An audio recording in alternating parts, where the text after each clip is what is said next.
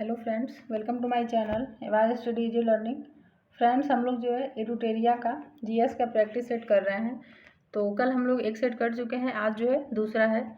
तो चलिए आज का जो पहला क्वेश्चन है उसको हम लोग देखते हैं। इसमें कह रहा है कि अबुल हसन नामक चित्रकार किस शासक का दरबारी था। तो फ्रेंड्स, जो अबुल हसन जो था ये जहांगीर का दरबारी था और ये जो एक चित्रकार था। और जो जहांगीर है इसका बचपन का नाम क्या था? सलीम था। इसका बचपन का नाम सलीम था। और जहांगीर को जो है वो न्याय की जंजीर लगवाने के लिए जाना जाता है। तो चलिए अब दूसरा क्वेश्चन देखते हैं। निम्नांकित में से किन राज्यों की सीमा बांग्लादेश से मिलती है? तो मेघालय, त्रिपुरा, मिजोरम और असम। तो फ्रेंड्स, ये चारों जो हैं, इन चारों की सीमा जो है वो बांग्लादेश से मिलती है। तो इसका आंसर जो है वो डी हो जाएगा। चलिए अब नेक्स्ट क्वेश्चन देखते हैं। तीसरा क्वेश्चन यहाँ पे कह रहा है पश्चिमी घाट की निम्नांकित पहाड़ियों का उत्तर से दक्षिण सही क्रम बताना है कि कौन सा सही है। तो फ्रेंड्स, ये हो जाएगा पहला, इसका सही है नीलगिरी पहाड़ी। उसके बाद अन्नामलाई, उसके नीचे जो होती है इलायची पहाड़ी है। तो उत्तर से दक्षिण का क्रम जो है यही सही हो जाएगा, नीलगिरी पहाड़ी, अन्नामलाई पहाड़ी और इलायची पहाड़ी। चौथा क्वेश्चन है भगवान महावीर वन्यजीव अभयारण्य किस राज्य में स्थित है? तो फ्रेंड्स, ये जो भगवान महावीर वन्य जीव अभयारण्य ये जो है गोवा में स्थित है। कहाँ पे है? गोवा में स्थित है। गोवा में और कौन कौन से वन्य जीव अभयारण्य हैं? तो एक है बोंडला, ये है बोंडला वन्य जीव अभयारण्य। और एक है कोटी गांव, ठीक है, ये है कोटी गांव वन्य जीव अभयारण्य। तो ये दोनों भी ध्यान रखिएगा। नेक्स्ट क्वेश्चन है वर्षा जल का पीएच मान कितना होने पर हम उसे अम्ल वर्षा की संज्ञा देते हैं? तो फ्रेंड्स, इसका जो आंसर हो जाएगा ये भी हो जाएगा 5.5 या फिर इससे भी कम। अगर जब 5.5 या इससे कम होता है इसका पीएच मान, तो इसको जो है हम लोग अम्ल वर्षा कहते हैं। चलिए अब नेक्स्ट क्वेश्चन देखते हैं। छठवां क्वेश्चन इसमें कह रहा है कि संविधान सभा के लिए चुनाव कब हुआ था? तो फ्रेंड, जो संविधान सभा जो उसके लिए जो चुनाव हुआ था तो ये हुआ था जुलाई अगस्त 1946 में हुआ था। और संविधान सभा के लिए जो पहली बैठक हुई थी संविधान सभा की, ये कब हुई थी? तो ये हुई थी 9 दिसंबर 1946 को हुई थी, ठीक है। और जो संविधान सभा है इसका जो गठन हुआ था ये कैबिनेट मिशन के तहत हुआ था। कैबिनेट मिशन के तहत हुआ था। और कैबिनेट मिशन कब आया था? तो ये आया था 1946 में। चलिए अब अगला क्वेश्चन देखते हैं। संविधान का वह कौन सा भाग है जिसे लागू करवाने के लिए व्यक्ति सीधे उच्चतम न्यायालय में जा सकता है? तो फ्रेंड्स, ये भाग तीन जो है इसमें मौलिक अधिकार दिए हुए हैं। तो मौलिक अधिकार को लागू करवाने के लिए व्यक्ति सीधे उच्चतम न्यायालय में जा सकता है। और जो भाग 4 है तो भाग 4 में जो है वो राज्य के नीति निर्देशक तत्व हैं, यानी कि DPSP, राज्य के नीति निर्देशक तत्व जो है भाग 4 में है। और जो भाग 5 है तो इसमें क्या है? राज्य और केंद्र के मध्य संबंध है, राज्य और केंद्र के मध्य संबंधों को दिया गया है।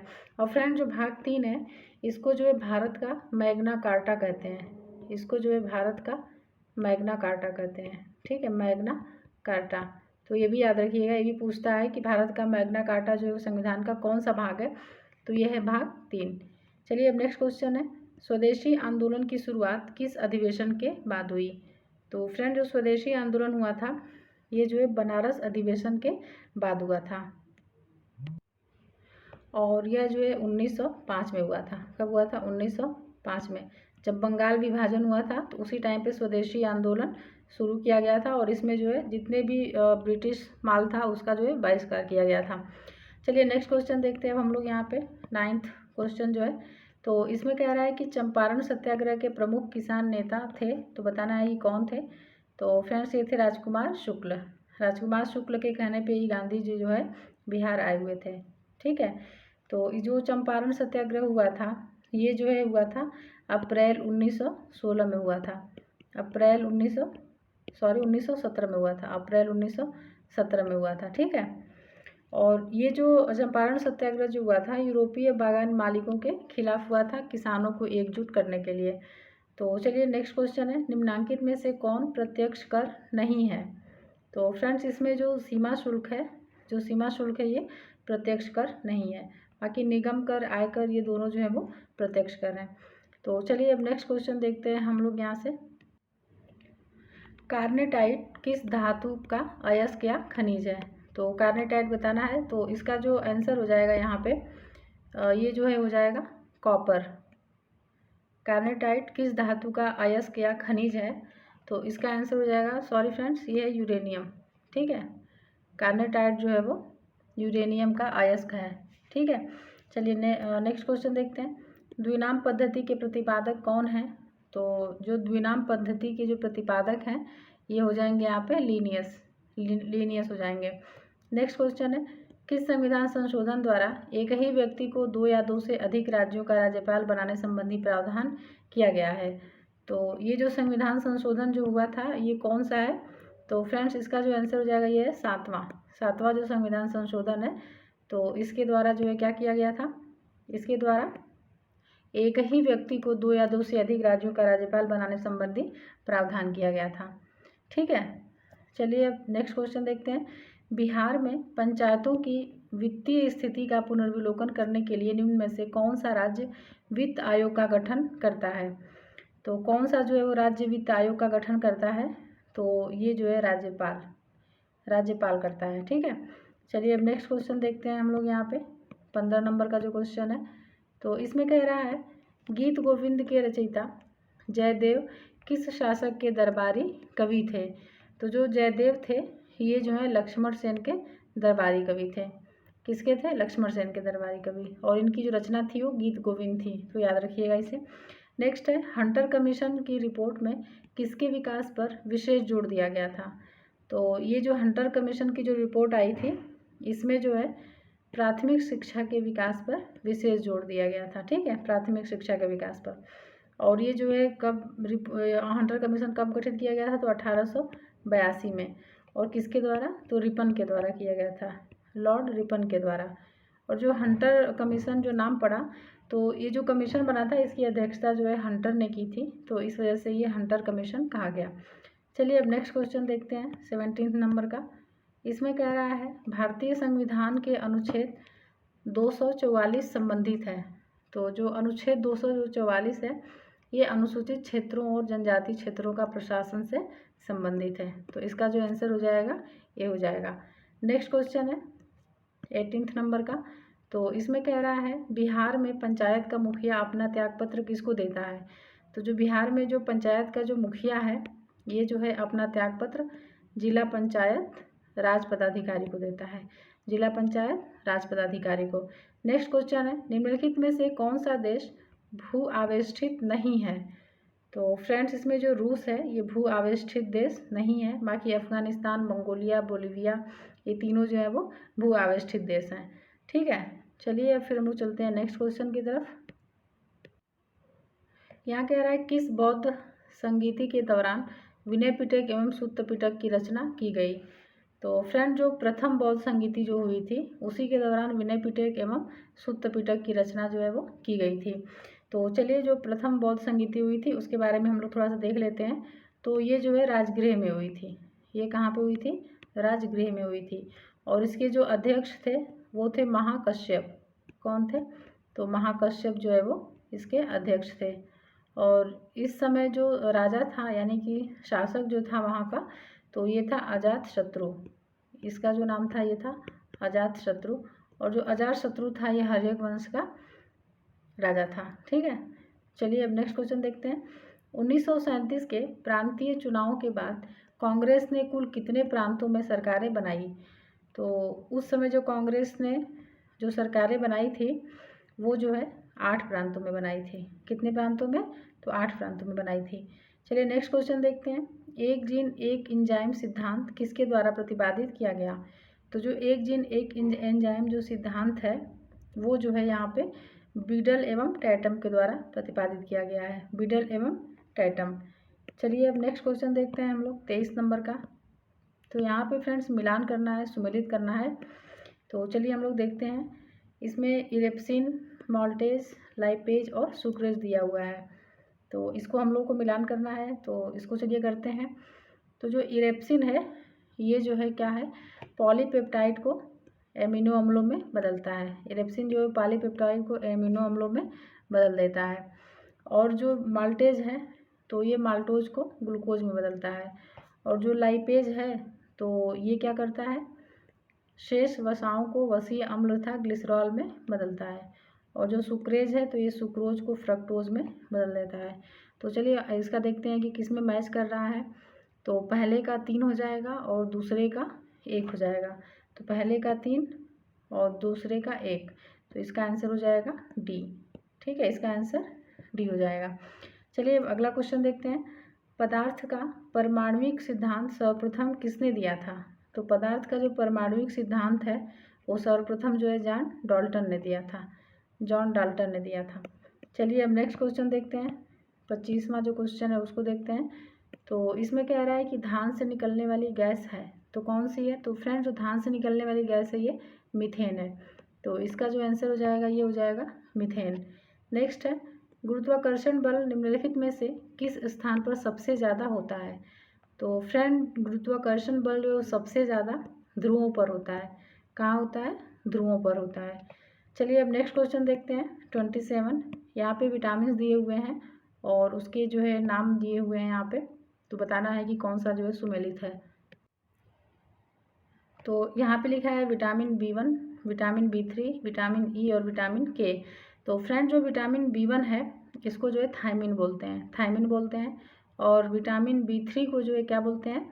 निकोटीनिक अम्ल बोलते हैं।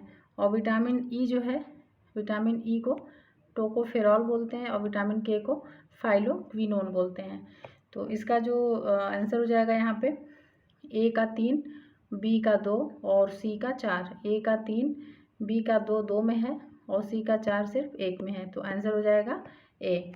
चलिए अब नेक्स्ट क्वेश्चन देखते हैं हम लोग। 27 का ए हो गया। अब नेक्स्ट क्वेश्चन देखते हैं 28 क्वेश्चन। इसमें कह रहा है ध्वनि की चाल निर्वात में कितना होता है? तो फ्रेंड जो ध्वनि की चाल है वो निर्वात में जो है 0 होता है। कितना होता है? 0 होता है। चलिए अब नेक्स्ट क्वेश्चन देखते हैं हम लोग 29। तो इसमें कह रहा है एक वर्णांध पुरुष व सामान्य महिला की संतानों में पुत्रों के वर्णांध होने की संभावना है, तो बतानी ही कितनी है? तो फ्रेंड्स ये जो है 0% है। यानी अगर पुरुष वर्णांध है और महिला जो है सामान्य है तो उसके संतानों में जो पुत्र है उसके वर्णांध होने की संभावना जो है वो 0% है। चलिए अब नेक्स्ट क्वेश्चन देखते हैं। एक भारत श्रेष्ठ भारत अभियान भारत के किस मंत्रालय या संस्था द्वारा जारी किया गया है? तो फ्रेंड्स ये जो एक भारत श्रेष्ठ भारत जो अभियान है ये जो है सूचना और प्रसारण मंत्रालय के द्वारा जारी किया गया है, सूचना और प्रसारण मंत्रालय के द्वारा। चलिए अब नेक्स्ट क्वेश्चन देखते हैं। हम लोग 30 क्वेश्चन कर चुके हैं, अभी आगे हम लोग 31 नंबर के क्वेश्चन पे। तो इसमें कह रहा है सूची 1 को सूची 2 से मिलान कीजिए। तो पहला है उष्णकटिबंधीय वन, शंकु वृक्ष वन, कच्छ वनस्पति, पतझड़ वन। तो चलिए हम लोग इसका मिलान करते हैं यहाँ पे। तो जो उष्णकटिबंधीय वन है ये जो है साइलेंट वैली में पाई जाती है, और जो शंकु वृक्ष वन है ये हिमाचल प्रदेश में, और जो कच्छ वनस्पति है ये सुंदरवन में, और पतझड़ वन जो है वो राजस्थान में। तो इसका आंसर हो जाएगा ए का 4 और बी का 2 और सी का 1। ए का 4 तो यहाँ पर डी हो जाएगा क्योंकि एक ही में केवल दिया हुआ है। चलिए अब नेक्स्ट क्वेश्चन देखते हैं। 32 नंबर का जो क्वेश्चन है यहाँ पे कह रहा है नेपाल की सीमा को स्पर्श करने वाले बिहार के जिलों का समूह है। तो चलिए इसका जो आंसर हो जाएगा ये हो जाएगा ए, यानी कि पश्चिम चंपारण, पूर्वी चंपारण, सीतामढ़ी, मधुबनी, सुपौल, अररिया और किशनगंज, ये जो है बिहार के जिलों का समूह है जो कि नेपाल की सीमा को स्पर्श करते हैं। नेक्स्ट क्वेश्चन है पखुई वन्यजीव अभ्यारण्य कहाँ स्थित है? तो फ्रेंड जो पखुई वन्यजीव अभ्यारण्य है ये जो है अरुणाचल प्रदेश में स्थित है। कहाँ पे? अरुणाचल प्रदेश में स्थित है। चलिए अब नेक्स्ट क्वेश्चन देखते हैं हम लोग 34। इसमें कह रहा है कि केंद्रीय वनस्पति अनुसंधान संस्थान कहाँ स्थित है? तो केंद्रीय वनस्पति अनुसंधान संस्थान जो है वो लखनऊ में स्थित है। कहाँ पे स्थित है? तो लखनऊ में स्थित है। चलिए अब नेक्स्ट क्वेश्चन देखते हैं। अंग्रेजों द्वारा बनाई गई भू राजस्व व्यवस्था की निम्न प्रणालियों में कौन कृषकों के लिए ज़्यादा सुरक्षा प्रदान करती थी? तो फ्रेंड्स ये जो थी रैयतवाड़ी व्यवस्था। रैयतवाड़ी व्यवस्था जो है वो सबसे ज़्यादा कृषकों को सुरक्षा प्रदान करती थी। ठीक है, जो रैयतवाड़ी व्यवस्था है इसको टॉमस मुनरो ने शुरू किया था, टॉमस मुनरो ने शुरू किया था। चलिए अब नेक्स्ट क्वेश्चन देखते हैं हम लोग 36। इसमें कह रहा है सहायक संधि वेलेजली द्वारा लाई गई निम्न में से किस राज्य के शासक इसमें सम्मिलित नहीं हुए। तो फ्रेंड जो सहायक संधि जो लाई गई थी वो किसके द्वारा, वेलेजली के द्वारा लाई गई थी। और इसमें जो होलकर थे, होलकर ये जो है सहायक संधि में शामिल नहीं हुए थे। बाकी जो पेशवा, भोसले, सिंधिया ये सब जो है वो शामिल हो गए थे। तो चलिए नेक्स्ट है, निम्न में से कौन शासक बौद्ध धर्म से संबंधित नहीं है। तो इसमें जो है आंसर हो जाएगा इसका चंड प्रद्योत। चंड प्रद्योत जो है वो बौद्ध धर्म से संबंधित नहीं है। बाकी जो अशोक, कनिष्क और प्रसेनजीत हैं ये तीनों जो है वो बौद्ध धर्म से संबंधित हैं। चलिए अब चलते हैं हम लोग नेक्स्ट क्वेश्चन की तरफ। यहाँ से 38 नंबर का क्वेश्चन। तो यहाँ पे कह रहा है कि बुद्ध की खड़ी प्रतिमा निम्न में से किस काल में बनाई गई। तो फ्रेंड जो बुद्ध की जो खड़ी प्रतिमा जो बनाई गई थी ये कुषाण काल में बनाई गई थी। कब बनाई गई थी, कुषाण काल में बनाई गई थी। नेक्स्ट क्वेश्चन है, किस राजवंश ने सर्वाधिक सोने के सिक्के चलाए। तो जो सर्वाधिक सोने के जो सिक्के चलाए थे वो थे गुप्त वंश। कौन थे, गुप्त वंश थे। ठीक है, तो चलिए नेक्स्ट क्वेश्चन देखते हैं हम लोग। निम्न में से कौन सही सुमेलित नहीं है। तो इसे बताना है कि कौन सा एक जो है वो सही सुमेलित नहीं है। तो पहला है हिंदुओं पर लगाया गया कर। तो आगे लिखा है जजिया कर। मुस्लिमों द्वारा दिया जाने वाला कर, जकात। युद्ध में लूट का माल, खुम्स। मुस्लिमों द्वारा दिया जाने वाला भूमिकर, खराज। तो फ्रेंड्स इसमें जो सुमेलित नहीं है वो हमको बताना है। तो यहाँ पे मुस्लिमों द्वारा दिया जाने वाला जो भूमिकर, खराज लिखा हुआ है ये जो है यहाँ पे गलत है। बाकी हिंदुओं पर लगाया गया कर जजिया कर, मुस्लिमों द्वारा दिया जाने वाला कर जकात, और युद्ध में लूट का जो माल था वो खुम्स, और मुस्लिमों द्वारा दिया जाने वाला जो भूमिकर है वो खराज यहाँ पे नहीं होगा, तो ये गलत हो जाएगा। तो चलिए फ्रेंड्स अब हम लोग जो है नेक्स्ट क्वेश्चन देखते हैं 41। यहाँ पे है निकोलो कॉन्टी। निकोलो कॉन्टी जो है वो किस देश का यात्री था। तो फ्रेंड जो निकोलो कॉन्टी है, ये जो निकोलो कॉन्टी है ये इटली का यात्री था। कहाँ का था, इटली का। और ये जो निकोलो कॉन्टी था ये जो है देवराय द्वितीय के शासनकाल में, क्या नाम था इनका, देवराय द्वितीय। देवराय द्वितीय के शासनकाल में जो है विजयनगर साम्राज्य आया हुआ था। ठीक है, विजयनगर साम्राज्य की यात्रा किया था इसने, निकोलो कॉन्टी ने। कभी पूछ सकता है कि निकोलो कॉन्टी जो है वो किसके शासनकाल में विजयनगर साम्राज्य में आया हुआ था। तो देवराय द्वितीय के शासनकाल में। नेक्स्ट क्वेश्चन है, विजयनगर साम्राज्य पर सर्वाधिक काल तक किस वंश का शासन रहा।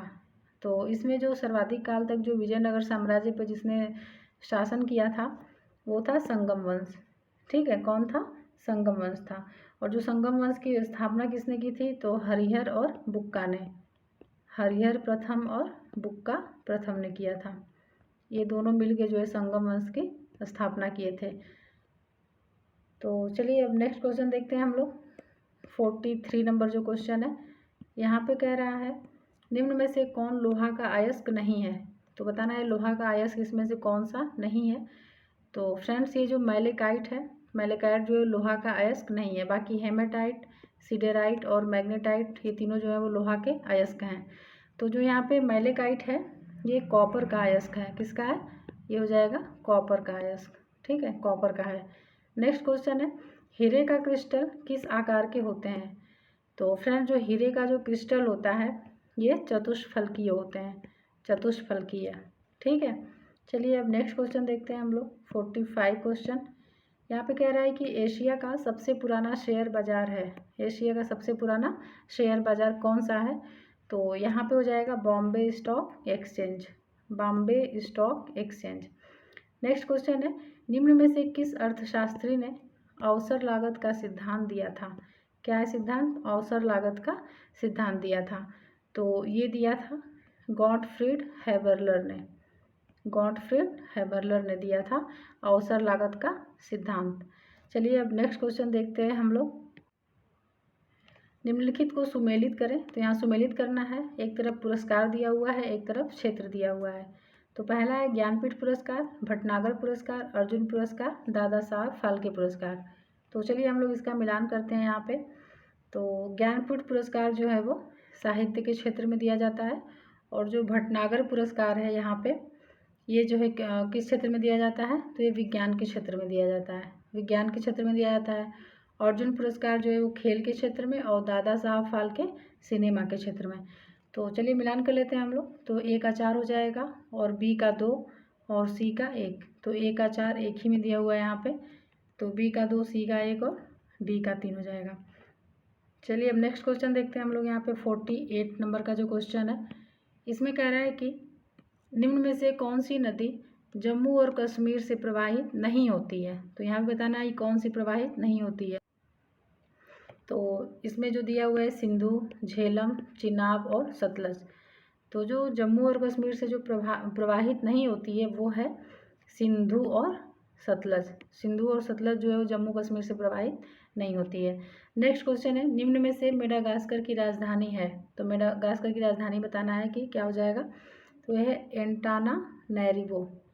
एंटानानैरिवो जो है वो मेडागास्कर की राजधानी है। चलिए अब हम लोग जो है 50 क्वेश्चन देखते हैं और ये लास्ट क्वेश्चन है इस सीरीज का। तो इसमें कह रहा है कि 2011 की जनगणना के अनुसार निम्नलिखित राज्यों में किसमें जो है नगरीकरण का स्तर सबसे निम्न है। तो यहाँ पे जो नगरीकरण का स्तर सबसे निम्न जो है वो क्या हो जाएगा। तो ये हो जाएगा पश्चिम बंगाल। पश्चिम बंगाल में नगरीकरण का स्तर सबसे निम्न है। तो फ्रेंड्स ये थे हमारे आज के 50 क्वेश्चन। आप लोग इसको अच्छे से करते रहिए क्योंकि काफ़ी इंपॉर्टेंट क्वेश्चन है इसमें। और चलिए फ्रेंड्स अब हम लोग मिलते हैं कल नए प्रैक्टिस सेट के साथ। तब तक अच्छे से पढ़ते रहिए और फ्रेंड्स वीडियो देखने के लिए बहुत बहुत धन्यवाद।